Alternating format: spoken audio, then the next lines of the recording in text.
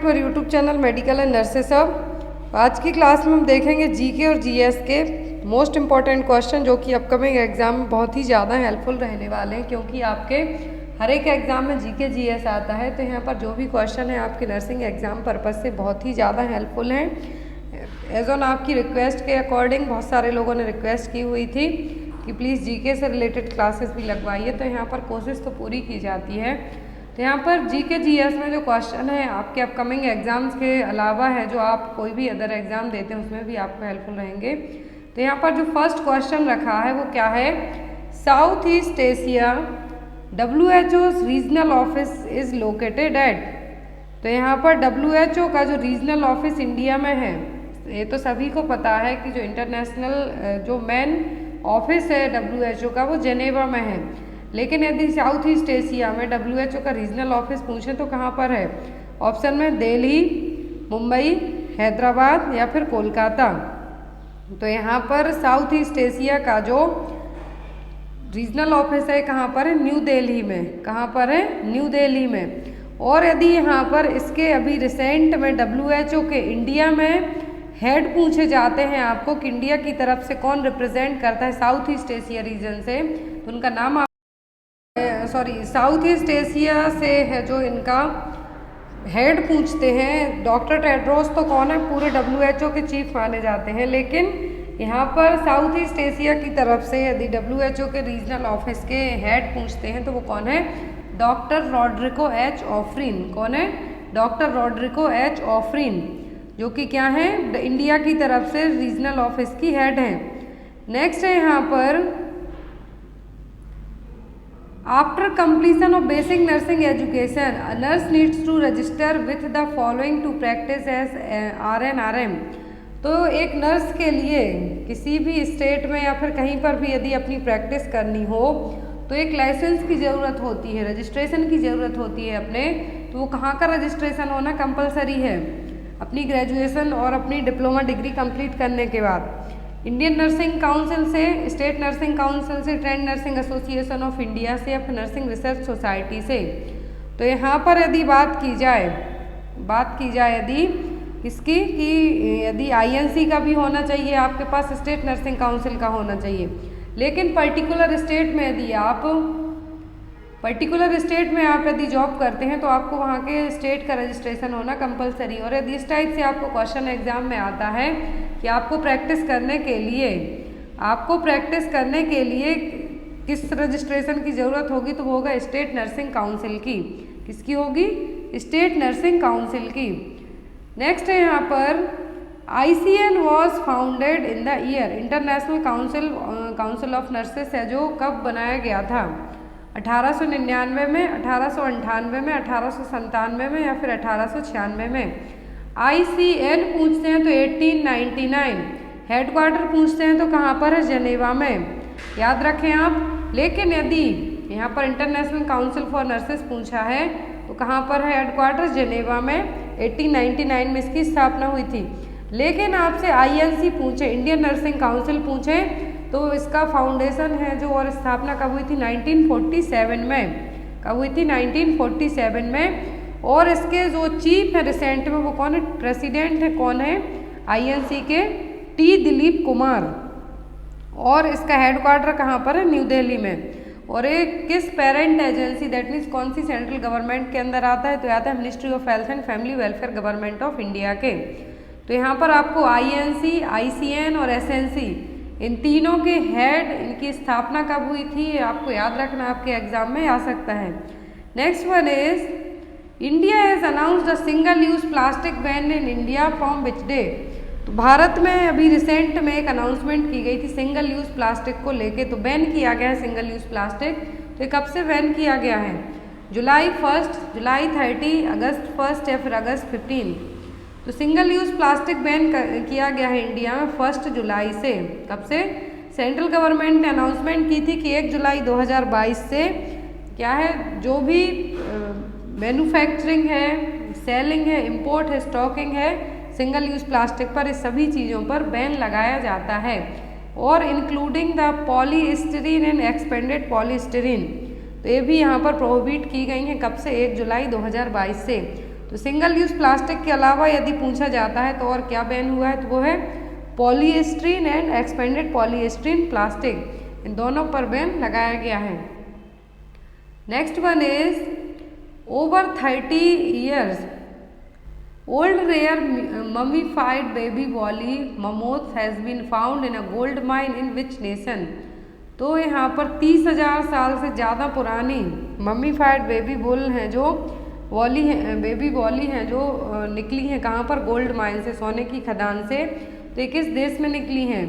30,000 साल से ज़्यादा पुरानी, ब्राज़ील में, मैक्सिको में, कनाडा में या फिर यूएस में। तो ये निकली हैं कनाडा में। कहाँ पर? कनाडा में। ये यहाँ पर यदि आपको इमेज आती है, क्योंकि ये रेयरली और यहाँ पर इम्पोर्टेंट क्वेश्चन है आपके लिए, तो ये किस देश में मिली हैं? तो ये मिली हैं कनाडा में। कनाडा में 30,000 साल से पुराना है जो मम्मीफाइड बेबी ऊनी मैमथ है जो पाया गया है। तो यहाँ पर ये देखिए, with skin and hair has been discovered in the far north of Canada. तो यहाँ पर बिलीव किया गया है कि ये आइस एज से, कब से? ड्यूरिंग द आइस एज, और ये क्या है? एक फीमेल है। तो यहाँ पर परफेक्टली प्रिजर्व रहा है। तो यहाँ पर इसकी डिस्कवरी कहाँ पर हुई है? कनाडा में, सोने की खदानों में। कौन सी माइन में? तो हुई है क्लोंगडाइक गोल्ड फील्ड्स में। नेक्स्ट वन है यहाँ पर, who has been appointed as the new NITI Aayog CEO। तो रिसेंट में नए नीति आयोग के CEO बनाए गए हैं। नीति आयोग से क्वेश्चन आपको एग्जाम में आता है। तो नीति आयोग के CEO अभी कौन बनाए गए हैं? चेयरपर्सन। तो कौन होते हैं नीति आयोग के? नीति आयोग के चेयरपर्सन होते हैं जो देश के प्रधानमंत्री होते हैं। तो अभी कौन है? नरेंद्र मोदी जी। यदि CEO और चेयरपर्सन दो अलग अलग चीज़ें हैं, CEO पूछते हैं तो आपको अलग बताना है और चेयरपर्सन पूछते हैं तो अलग। तो यहाँ पर जो CEO हैं वो कौन है? ऑप्शन में कपिल देव त्रिपाठी, प्रवीण के श्रीवास्तव, सुधीर कुमार सक्सेना या फिर परमेश्वरन अय्यर। तो रिसेंट में नीति आयोग के नए CEO चुने गए हैं परमेश्वरन अय्यर। कौन चुने गए हैं? परमेश्वरन अय्यर। पहले कौन थे CEO? अमिताभ कांत। पहले कौन थे? अमिताभ कांत। लेकिन नाउ एट प्रेजेंट कौन रहेंगे अब? परमेश्वरम अय्यर। 30 जून को अमिताभ कांत का टर्म है जो काम करने का एज एन CEO का नीति आयोग में, वो खत्म हो गया है और जो नए CEO है वो है Parameswaran Iyer. Next one is, who is the first cricketer to score an OD 100 for 2 nation. तो ये देखिए यहाँ पर क्वेश्चन थोड़ा सा आपको ट्रिकी लग रहा होगा। 2 देशों के लिए फर्स्ट क्रिकेटर हैं जिन्होंने 2 देशों के लिए OD में 100 रन है जो बनाए हैं। 100 का स्कोर है जो यहाँ पर किया है, किसमें? OD में। 2 देशों से रिलेट करते हैं, Ben Stokes, Eoin Morgan, Jofra Archer, Moeen Ali. तो OD में 100 फॉर 2 नेशंस के लिए कौन से क्रिकेटर हैं ऐसे? तो वह ओइन मॉर्गन। ओइन मॉर्गन ने क्या किया है? OD 100 for 2 nation, OD match खेल लिए, 100 मैच खेले 2 देशों के लिए। He was born in north western Dublin, Ireland में उनका जन्म हुआ था। लेकिन आफ्टर दैट उन्होंने इंग्लैंड के लिए भी खेला है। तो इसके अकॉर्डिंग यहाँ पर ये क्या हो गए हैं? 2 देशों के लिए OD में 100 मैच खेलने वाले प्लेयर बन गए हैं। Next one is, which sports will return to Commonwealth Games this year for the second ever time. तो कॉमनवेल्थ में अभी तक कौन सा गेम है जो नहीं हुआ था? सेकेंड एवर टाइम फिर से रिटर्न हो रहा है। दैट मीन्स अब दोबारा से खेला जाएगा कॉमनवेल्थ गेम्स में। बास्केटबॉल, रग्बी, फुटबॉल या फिर क्रिकेट। तो बास्केटबॉल, रग्बी, फुटबॉल पहले से ऐड है, लेकिन कॉमनवेल्थ गेम्स में सेकेंड टाइम, दूसरी बार है जो क्रिकेट को ऐड किया गया है। इसके पहले जो कॉमनवेल्थ गेम्स हुए थे 1998 में, तब क्रिकेट ऐड था। लेकिन आफ्टर दैट है जो यहाँ पर 1998 के बाद पहली बार 2022 में कॉमनवेल्थ गेम्स में T20 tournament, women's T20 tournament को ऐड किया गया। याद रखना है आपको, यहाँ पर वुमेन टीम के लिए है जो ऐड किया गया है। बर्मिंघम में 2022 में जो मैच खेला जाएगा, जो कॉमनवेल्थ गेम्स होंगे, तो 2022 में बर्मिंघम में वुमेन्स T20 टूर्नामेंट किया जाएगा। आपको याद रखना है, क्रिकेट को दूसरी बार ऐड किया गया है कॉमनवेल्थ गेम्स में। इसके पहले 1998 में ऐड किया गया था एंड आफ्टर दैट 2022 में। Next one is, who will coach India in the first T20 against England. तो अभी इंग्लैंड के अगेंस्ट जो सीरीज हो रही है तो उसमें T20 के लिए इंडिया का कोच कौन है? वीरेंद्र सहवाग, BVS लक्ष्मण, युवराज सिंह या फिर अनिल कुंबले। तो T20 में है जो इंडिया की तरफ से जो इंग्लैंड के अगेंस्ट जो मैच खेला जाना है तो इंडिया से कोच कौन है? BVS लक्ष्मण। कौन है? BVS लक्ष्मण।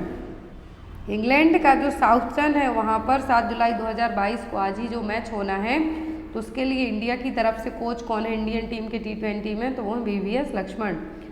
और जो BVS लक्ष्मण है ये अभी रिसेंट में जो नेशनल क्रिकेट अकेडमी है उसके भी चीफ हैं। अब ये भी आपको याद रखना है। Next one is which of the following is not a UNESCO world heritage site of Madhya Pradesh. तो मध्य प्रदेश में यूनेस्को की जो वर्ल्ड हेरिटेज साइट है वो कौन सी नहीं है, ऐड नहीं है यूनेस्को की उसमें जो विश्व धरोहर है उसमें मध्य प्रदेश की तरफ से कौन है जो ऐड नहीं है? Khajuraho group of monuments, rock shelter of Bhimbetka, Buddhist mountains of Sanchi या फिर उदयगिरी केव्स ऑफ विदिशा। तो UNESCO United Nation Educational Scientific and Cultural Organisation क्या है? United Nations Educational Scientific and Cultural Organisation. तो यूनेस्को की धरोहर में जो शामिल नहीं है MP से वो क्या है? उदयगिरी केव्स ऑफ विदिशा, बाकी सभी हैं। सांची के लिए वर्ल्ड हेरिटेज का जो दर्जा दिया गया था 1989 में 1989 में। बुद्धिस्ट मॉन्यूमेंट से सांची के स्तूप हैं जो उनको 1989 में यूनेस्को ने वर्ल्ड विश्व विरासत का दर्जा दिया था। भीमबेटका को 2023 में और खजुराहो को 15 अक्टूबर 1982 में। लेकिन जो उदयगिरी केव है विदिशा की ऐड नहीं है। Next and most important question, when was the Ladli Lakshmi 2.0 launch. तो लाडली लक्ष्मी योजना है जो मध्य प्रदेश की योजना है गर्ल्स के लिए। तो यहाँ पर लाडली लक्ष्मी योजना है जो गवर्नमेंट ऑफ इंडिया की तरफ से, लेकिन ये स्पेसिफिक MP के लिए लाई गई है। तो यहाँ पर एग्जाम में पूछा जा सकता है फर्स्ट, दैट मीन्स जो मेन योजना थी लाडली लक्ष्मी योजना, फिर लाडली लक्ष्मी 2.0। तो यहाँ पर लाडली लक्ष्मी 2.0 कब लॉन्च की गई है? 8 मई 2022, 9 मई 2022, 10 मई 2022 या फिर नन ऑफ द अबव। तो लाडली लक्ष्मी योजना 2.0 लॉन्च की गई 8 मई 2022 को। कब की गई है? 8 मई 2022 को। 2.0 है। यदि लाडली लक्ष्मी योजना बस पूछते हैं आपको तो गवर्नमेंट ऑफ मध्य प्रदेश ने जो वहाँ के चीफ मिनिस्टर हैं MP के शिवराज सिंह चौहान ने 2 मई 2007 को लाडली लक्ष्मी योजना को लॉन्च किया था। तो यहाँ पर आपको याद रखना है। और इसका इफेक्ट पूछते हैं, यदि लॉन्च पूछे तो 2 मई 2007 से, और इफेक्टिव कब हुई थी? 7 अप्रैल 2007 से। और 2.0 कब लॉन्च हुई है? 8 मई 2022 को। तो यहाँ पर ये जो स्कीम है जो भी गरीबी रेखा से नीचे की गर्ल्स हैं उनके लिए लाई गई है। और इसके कुछ टर्म्स एंड कंडीशन है कि ओनली 2 गर्ल्स ही रजिस्टर होंगी इसमें। 21 साल की जब एज हो जाएगी लड़की की तो उसके लिए 1 लाख रुपीज़ दिया जाएगा। तो यहाँ पर बहुत सारी इसकी डिटेल भी है, लेकिन आपको मेन इसका लॉन्च याद रखना है कि मेन लाडली लक्ष्मी योजना कब आई थी? 7 मई 2007 को इफेक्टिव हुई थी, 7 अप्रैल 2007 से। फिर आई लाडली लक्ष्मी 2.0 जो कि 8 मई 2022 को शिवराज सिंह चौहान ने ही लॉन्च की है। Next one is Hindola palace also called swinging palace is located in which district of Madhya Pradesh. तो हिंडोला पैलेस और स्विंगिंग पैलेस है MP के किस डिस्ट्रिक्ट में है? धार, छतरपुर, अलीराजपुर या फिर झाबुआ में। तो जो हिंडोला पैलेस है, झूलने वाला पैलेस जिसको हम कह सकते हैं, तो ये कहाँ पर है? धार में, जो कि जो T शेप्ड है। यहाँ आपको इमेज में इजीली समझ में आएगा। और MP के धार डिस्ट्रिक्ट में बना हुआ है। किसने बनाया था ये? हौसंग शाह ने अराउंड AD 1425 में बनाया था। तो यहाँ पर उस टाइम पर ये जनरली कहाँ पर? धार के मांडू में बनाया गया है। तो यहाँ पर हिंडोला महल, बाज बहादुर पैलेस, हॉन्सांग टॉम एक ही जगह बनवाए गए थे धार डिस्ट्रिक्ट में। तो यहाँ पर आपको ये याद रखना है, इमेज यदि एग्जाम में दे देते हैं क्योंकि MP के एग्जाम में आपको आ सकता है। तो ये कहाँ पर है? धार में। इसका जो शेप है किस टाइप का है? T शेप का है, इसीलिए इसको क्या कहा गया है? स्विंगिंग पैलेस या फिर हिंडोला महल। नेक्स्ट है यहाँ पर who has been crowned Femina Miss India 2022। Recent में फेमिना मिस इंडिया 2022 कौन बनी है? रूबेल शेखावत, सिनाटा चौहान, मनासा बनारसी या फिर सिनी शेट्टी। तो रिसेंट में जो क्राउन पहना है, ताज पहना है फेमिना मिस इंडिया 2022 का, ये पहना है सिनी शेट्टी ने। कर्नाटक की रहने वाली सिनी शेट्टी, जिन्होंने जुलाई 3, 2022 को जियो कन्वेंशन सेंटर मुंबई में जो फेमिना मिस इंडिया का ताज पहनाया गया है, किसके लिए? सिनी शेट्टी के लिए। ब्यूटी क्वींस है जो यहाँ पर Sini Shetty as new Miss India, और इंडिया के लिए ब्यूटी क्वींस भी मिली हैं। तो यहाँ पर आपको runner up, first runner up की बात करें तो रूबल शेखावत रही हैं, सेकंड रनर अप रही हैं यहाँ पर सिनाटा चौहान, और जो विनर रही हैं वो कौन है? सिनी Shetty. Next one is which union territory has declared public health emergency. तो अभी हाल फिलहाल में कौन सी यूनियन टेरिटरी ने पब्लिक हेल्थ इमरजेंसी है जो डिक्लेयर किया है?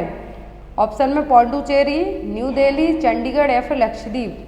तो अभी रिसेंट में जो केंद्र शासित प्रदेश है पौंडुचेरी ने अभी 3 जुलाई 2022 को वहाँ के जो directorate of health and family welfare services की तरफ से 3 जुलाई 2022 को as a public health emergency declare किया है। कहाँ पर? कराईकल रीजन में। कहाँ पर? कराईकल रीजन में, क्योंकि वहाँ पर डायरिया के केस हैं जो बहुत ही ज़्यादा आ रहे हैं कुछ दिनों से। तो वहाँ के जो डायरेक्टर ऑफ हेल्थ हैं जी श्री मुलू हैं, जिन्होंने बहुत ज़्यादा केसेस आ रहे हैं डायरिया के, और कुछ जगहों पर कोलेरा पॉजिटिव भी पाए जा रहे हैं। क्या है? कोलेरा के पेशेंट भी पॉजिटिव हो रहे हैं, क्योंकि डायरिया और कोलेरा के सिम्टम मिलते जुलते टाइप के होते हैं, लेकिन बहुत ज़्यादा डायरिया के सिम्टम आ रहे हैं। तो इन्होंने पौंडुचेरी में as a public health emergency है जो अनाउंस किया है, डिक्लेयर किया है। Next one is prime minister Narendra Modi has unveiled the statue of legendary freedom fighter Alluri Sitarama Raju. Alluri Sitarama Raju का स्टैच्यू है जो अभी अनवील किया है। तो ये किस स्टेट में किया है? उड़ीसा में, आंध्र प्रदेश में, तमिलनाडु में या फिर तेलंगाना में। तो यहाँ पर जो अलूरी सीताराम है, कौन है? अलूरी सीताराम राजू का जो स्टैच्यू इनॉग्रेट किया है मोदी जी ने, अभी ये कहाँ पर किया है? आंध्र प्रदेश में। कहाँ पर किया है? आंध्र प्रदेश में मोदी जी ने स्टैच्यू का अनावरण किया है। और जो यहाँ पर अलूरी सीताराम राजू का स्टैच्यू है, ये सभी के लिए है जो रहेगा वहाँ पर। और जो अलूरी सीताराम राजू थे, 1857 में इनका जन्म हुआ था। लेकिन यहाँ पर यदि एग्ज़ाम में मैन इतना नहीं आएगा, आपको इनॉग्रेशन पूछे तो मोदी जी ने किया था, कहाँ पर हुआ है? तो हुआ है आंध्र प्रदेश में। कहाँ पर हुआ है? आंध्र प्रदेश में। और इन्होंने ब्रिटिश गवर्नर से लड़ने में हेल्प की है। बस इनके बारे में आपको इतना ही याद रखना है। 30 फीट का ब्रॉन्ज स्टैचू, ये भी याद रखें। 30 फीट जो हाइट है अलूरी सीताराम राजू के स्टैचू की कितनी है? 30 फीट। और ब्रॉन्ज है जो यहाँ पर जो धातु पूछें तो कौन सी है? ब्रॉन्ज का स्टैचू है जो इन्होंने अनावरण किया है। Next one is Nari Ko Naman scheme has been launch in which Indian state. तो नारी को नमन जो स्कीम लॉन्च की गई है, बस में किराए को लेके की गई है कि जो भी गर्ल्स हैं, जो भी वुमेन हैं बस में ट्रेवल करती हैं, तो उनको जो हाफ किराया लगेगा, कितना होगा? हाफ किराया देना होगा, उसके लिए स्कीम लाई गई है। तो किस स्टेट ने लॉन्च की नारी को नमन? हिमाचल प्रदेश, उत्तराखंड, उत्तर प्रदेश या फिर मध्य प्रदेश। तो स्कीम अभी हाल फिलहाल में लॉन्च की है हिमाचल प्रदेश गवर्नमेंट ने। Next one is Malanjkhand mine located in Madhya Pradesh is associated with which mineral. Malanjkhand mine है जो कि मध्य प्रदेश में है। तो ये किस स्टेट में है? एमपी में जितनी भी माइन है आपको याद रखना है इनके नाम। तो जो मलांज खंड माइन है ये कहाँ पर है? ऑप्शन में एमपी में किस धातु के लिए है? बॉक्साइट, कॉपर, मैग्नीज या फिर लाइमस्टोन। तो जो मलांज खंड माइन है ये कहाँ पर है? तो ये है एमपी में। और किस चीज़ के लिए फेमस है? कॉपर के लिए। बालाघाट में है। यदि डिस्ट्रिक्ट पूछें तो कहाँ पर है मलांज खंड माइन? बालाघाट में एमपी के। किस मिनरल के लिए है? तो ये कॉपर के लिए। Next one is Who among the following has been appointed as a member board representative of ICC cricket committee. तो मेंबर बोर्ड हैं जो अपॉइंट किए गए हैं आईसीसी क्रिकेट कमेटी के, वो कौन है? जय शाह, सौरव गांगुली, अनिल कुंबले या फिर राहुल द्रविड़। तो यहाँ पर आपको क्रिकेट के अलावा आपको ऑल ओवर स्पोर्ट्स में जो भी इम्पोर्टेंट्स नाम है वो याद रखना है। तो यहाँ पर जो रिसेंट में आईसीसी क्रिकेट कमेटी के रिप्रेजेंटेटिव रहेंगे वो कौन होंगे, वो होंगे जय शाह। बीसीसीआई के जो सेक्रेटरी हैं जय शाह हैं, जो इनके लिए आईसीसीआई कमेटी ने as a member board representative के तौर पर भी 10 अप्रैल 2022 को क्या किया है, हेड बनाया हुआ है। तो यहाँ पर आपको इनका नाम याद रखना है। और आपको यहाँ पर ये भी याद रखना है कि जो मेंबर बोर्ड रिप्रेजेंटेटिव थे आईसीसी क्रिकेट कमेटी के इंडिया की तरफ से, वो जैसा आए थे। अब आपको यहाँ पर ये भी याद रखना है कि जो T20 वर्ल्ड कप है, T20 वर्ल्ड कप इस बार साउथ अफ्रीका है जो यहाँ पर होस्ट करेगा 2023 में, जनवरी 2023 में इसको होस्ट किया जाएगा। Next one is which country will host the inaugural ICC under nineteen women's T20 world cup. Women's T20 world cup कौन सा देश इनॉग्रेट करेगा, तो वो South Africa. Next one is who will be the first recipient of Dinanath Mangeshkar पुरस्कार। तो लता मंगेशकर की death के बाद है जो लता दीनानाथ मंगेशकर पुरस्कार के पहले रेसिपिएंट, दैट मीन्स सबसे पहले किसको दिया गया, पीएम नरेंद्र मोदी, AR रहमान, अमिताभ बच्चन या फिर धर्मेंद्र के लिए। तो लता दीनानाथ मंगेशकर पुरस्कार है जो सबसे पहले रिसिपिएंट कौन थे, PM Narendra Modi. Next one is which nation will host the 2026 Commonwealth games. तो 2026 में कॉमनवेल्थ गेम्स कौन सा देश होस्ट करेगा, न्यूजीलैंड, ऑस्ट्रेलिया, ऑस्ट्रिया या फिर जर्मनी। तो 2026 में जो कॉमनवेल्थ गेम्स होने वाले हैं इसको होस्ट करेगा इस बार ऑस्ट्रेलिया। कौन करेगा, ऑस्ट्रेलिया। यहाँ पर ये भी कहा गया है कि it will be the first ever predominantly regional Commonwealth games with events in several cities and regional hubs including Melbourne, Geelong.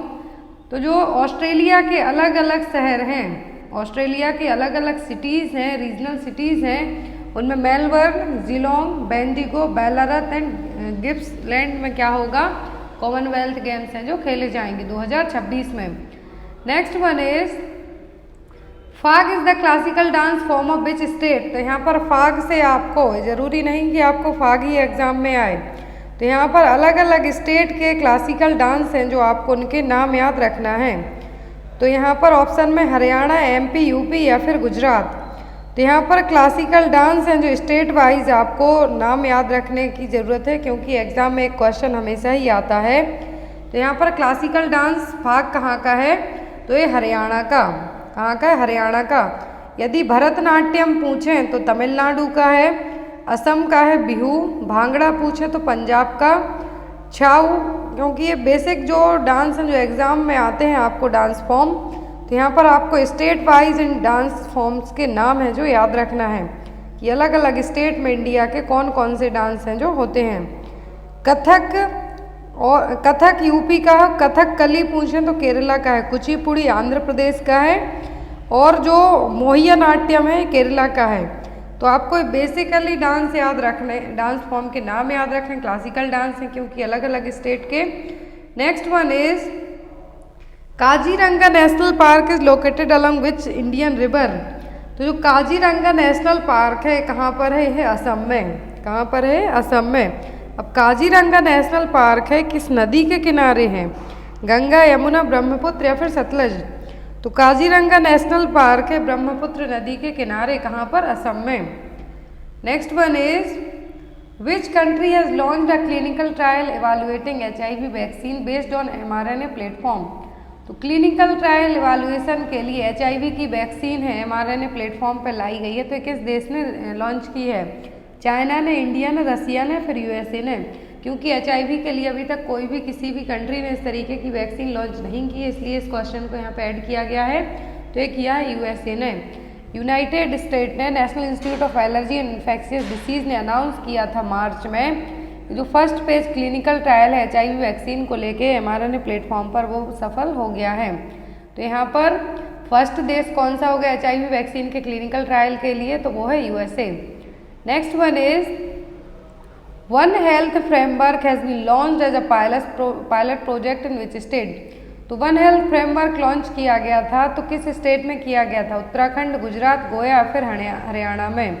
तो वन हेल्थ फ्रेमवर्क लॉन्च किया गया था कहाँ पर, उत्तराखंड में।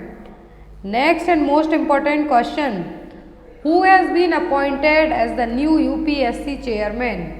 तो new union public service commission के चेयरमैन कौन है? रोमिला थापर, अर्जुन देव, मनोज सोनी या फिर बिपिन चंद्रा? आपको जितनी भी गवर्नमेंट की मिनिस्ट्रीज़ हैं उनके मिनिस्टर, कौन सी मिनिस्ट्री किस को अथॉर्ट करती है या फिर अथॉरिटी है उनके पास, वो याद रखने हैं उनके नाम। तीनों सेनाओं के अध्यक्ष के नाम याद रखने हैं आपको, क्योंकि एग्जाम में आते हैं आपको। तो यहाँ पर यूपीपीएससी के चेयरमैन है मनोज सोनी। कौन है? Manoj Soni. Next is which hills of Madhya Pradesh is known as the queen of Satpura? तो सतपुड़ा की रानी कौन कहलाती है मध्य प्रदेश में? तो ऑप्शन में है मंदाता, पचमढ़ी, अमरकंटक या फिर कैपुर। तो एमपी में जो सतपुड़ा की रानी है वो कौन कहलाता है? Pachmarhi. Next one is who is the first male tennis star to win 21 grand slam titles? तो कौन से हैं जो पहले मेल टेनिस स्टार हैं जिन्होंने 21 ग्रैंड स्लैम टाइटल जीता है? तो ये जीता है राफेल नडाल ने। यहाँ पर आपको जो नाम दिए हुए हैं ये सब टेनिस स्टार्स के नाम है, लेकिन 21 ग्रैंड स्लैम टाइटल किसने जीता है? राफेल नडाल ने। Next one is which union ministry implements the राष्ट्रीय ग्राम स्वराज अभियान आरजीएसए? तो आरजीएसए का इम्प्लीमेंटेशन किस यूनियन मिनिस्ट्री ने किया है? Ministry of rural development, ministry of Panchayati Raj, ministry of home affairs या फिर ministry of women and child development? तो यहाँ पर जो आपका आंसर होगा वो क्या होगा आरजीएसए के लिए? तो वो मिनिस्ट्री ऑफ पंचायती राज। क्या है? मिनिस्ट्री ऑफ पंचायती राज ने है जो यहाँ पर राष्ट्रीय ग्राम स्वराज अभियान को इम्प्लीमेंट किया है। तो इसके तहत इन्होंने अलग अलग गोल रखे हैं और स्पॉन्सरशिप स्कीम है जो कि 1 अप्रैल 2022 से 31 मार्च 2026 तक रहेगी। Next one is in which article of the constitution of India is the provision related to census in India and all its state? तो कौन सा आर्टिकल है इंडिया का जो कॉन्स्टिट्यूशन है उसका कौन से आर्टिकल में सेंसस इंडिया में और अलग अलग स्टेट में है जो प्रोविज़न दिया गया है? आर्टिकल नंबर 246, आर्टिकल 247, आर्टिकल 248 या फिर आर्टिकल 249? तो यहाँ पर प्रोविज़न है जो रिलेट करता है सेंसस से इंडिया में और अलग अलग स्टेट में, वो कौन सा? Article 247। Next one is what is the theme of the first quiz under government सबका विकास महाक्विज? तो गवर्नमेंट ने अभी रिसेंट में हाल फिलहाल में लास्ट 2 मंथ में सबका विकास महाक्विज प्रधानमंत्री गरीब कल्याण अन्न योजना के तहत लाया था। तो यहाँ पर इसका किस स्कीम के तहत था, क्या थीम थी इसकी? तो वो थी प्रधानमंत्री गरीब कल्याण अन्न योजना। लॉन्च की गई थी। जो भी गरीब लोग हैं, वनरेलेबल पीपल थे, कोविड-19 पैंडमिक में अफेक्ट हुए हैं, उनके लिए। Next one is which country will host FIFA under 17 women's world cup this year? तो FIFA under 17 women's world cup कौन होस्ट करेगा? इंडिया, श्रीलंका, बांग्लादेश या फिर ऑस्ट्रेलिया? तो FIFA under 17 women's world cup host करेगा इस बार कौन? इंडिया। इंडिया होस्ट करने वाला अक्टूबर 30, 2022। ये स्टार्ट होना है 11 अक्टूबर 2022 से 30 अक्टूबर 2022 तक के लिए। तो इंडिया पहली बार फीफा अंडर 17 वर्ल्ड कप को होस्ट करने वाला। इसके पहले इंडिया ने कभी तक इसको होस्ट नहीं किया है और 7वें नंबर का एडिशन होगा। FIFA under 17 women's world cup का 7th एडिशन होगा और इंडिया इसको पहली बार होस्ट करेगा। Next one is who has won entrepreneur of the year award? तो एंटरप्रेन्योर ईयर अवार्ड किसको मिला है इस बार? सविता जिंदल को, फाल्गुनी नायर को, लीना तिवारी या फिर राधा बेम्बू को? तो ये फाल्गुनी नायर को, जो नायका है ब्यूटी प्रोडक्ट्स आते हैं जिसके, उनके एंटरप्रेन्योर हैं फाल्गुनी नायर, उनके लिए अवार्ड मिला है। Next one is when will prime minister Narendra Modi inaugurate प्रधानमंत्री संग्रहालय? तो प्रधानमंत्री संग्रहालय है जो मोदी जी ने इसका इनाग्रेशन कब किया था? अप्रैल 14, अप्रैल 15, अप्रैल 16 या फिर अप्रैल 17 को? तो प्रधानमंत्री संग्रहालय का है जो इनाग्रेशन किया था मोदी जी ने कब? 14 अप्रैल 2022 को एज अ पार्ट ऑफ आज़ादी का अमृत महोत्सव। किसके तौर पर? एज अ पार्ट ऑफ आज़ादी का अमृत महोत्सव। तो यहाँ पर इसको लॉन्च किया है 14 अप्रैल 2022 को। Next one is when did the tragic Jallianwala Bagh massacre take place? ये नर्सिंग में आने वाला मोस्ट इम्पोर्टेंट क्वेश्चन है। जलियांवाला बाग हत्याकांड है जो कब हुआ था? तो ये हुआ था 13 अप्रैल को। कब हुआ था? 13 अप्रैल को। 13 अप्रैल 2022 को 103 साल 103 ईयर पूरे कंप्लीट हो जाएंगे। और हुआ कब था ये? 13 अप्रैल 1919 को। 13 अप्रैल 1919 को जलियांवाला बाग हत्याकांड हुआ था। उस टाइम पर जो ब्रिटिश जनरल थे जिन्होंने ऑर्डर दिया था तो वो थे R.E.H. डायर। कौन थे? R.E.H. डायर, जिन्होंने करवाया था। तो पंजाब में जलियांवाला बाग में एटलीस्ट बहुत सारे 100 से ज़्यादा लोगों की डेथ हुई थी और 1000 से ज़्यादा लोग इंजर्ड हो गए थे। तो यहाँ पर यदि आपको डेट पूछी जाए तो 13 अप्रैल को अभी 2022 में 103 साल हो गए हैं। 13 अप्रैल 1919 को ये हुआ था। Next one is as of 2022 which country is the top steel producer in the world? तो पूरे विश्व में सबसे ज़्यादा स्टील को प्रोडक्शन करने वाला देश कौन सा है? इंडिया, चाइना, USA या फिर ऑस्ट्रेलिया? तो पूरे विश्व की बात हो रही है तो पूरे विश्व में सबसे ज़्यादा स्टील का प्रोडक्शन करता है China. Next one is match the pairs. यहाँ पर आपको जोड़ी बनाना है। Pong dam lake Himachal Pradesh, Harike wetland Punjab में है, रुद्रसागर लेक त्रिपुरा में है। विच of the following is the correct? तो यहाँ पर करेक्ट सीक्वेंस क्या है? तो यहाँ पर करेक्ट सीक्वेंस है डी, तीनों। पोंग डैम लेक हिमाचल प्रदेश में है, हरीके वेटलैंड पंजाब में और रुद्रसागर लेक कहाँ पर है? त्रिपुरा में। Next one is where was the International Cricket Council headquarter? तो ICC का हेडक्वार्टर कहाँ पर है? मलेशिया में, दुबई में, थाईलैंड में, फिर सिंगापुर में। तो इंटरनेशनल क्रिकेट काउंसिल का हेडक्वार्टर कहाँ पर है? दुबई में। तो आज की क्लास के लिए इतने ही क्वेश्चन GK GS के। आई होप आपको आज की क्लास अच्छी लगी तो लाइक करके अपने फ्रेंड के साथ जरूर शेयर करना। और जो सेकंड चैनल है उस पर मैंने आज प्रेगनेंसी के जो इंपॉर्टेंट साइन है वो अपडेट किए हैं, तो आप जाके उनको भी देख सकते हैं as you wish. Thank you for watching.